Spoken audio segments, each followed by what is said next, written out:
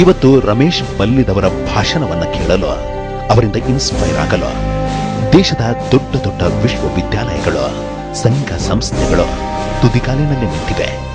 ರಮೇಶ್ ಬಲ್ಲಿದ್ ಅವರ ಕಥೆ ಕೇಳಿ ಸ್ವತಃ ಉದ್ಯಮಿ ಮುಖೇಶ್ ಅಂಬಾನಿಯವರ ಪತ್ನಿ ಅನಿತಾ ಅಂಬಾನಿ, ಮಾಸ್ಟರ್ ಬ್ಲಾಸ್ಟರ್ ಸಚಿನ್ ತೆಂಡೂಲ್ಕರ್, ಅನಿಲ್ ಕುಂಬ್ಳೆ ಹಾಗೂ ಖ್ಯಾತ ನಟ ಆಮಿರ್ ಖಾನ್ ಮತ್ತು ಗಾಯಕಿ ಆಶಾ ಭೋಸ್ಲೆ ಅವರೇ ಬಿಕ್ಕಸ ಬೆರಗಾಗಿದ್ದಾರೆ.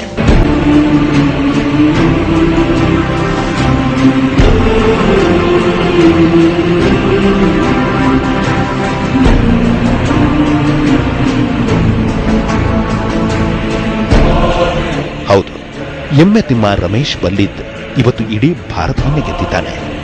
ಅವನ ಕಥೆಯನ್ನ ಕೇಳಿದ ಪ್ರತಿಯೊಬ್ಬರು ಎದ್ದು ನಿಂತು ಸೆಲ್ಯೂಟ್ ಹೊಂದಿದ್ದಾರೆ.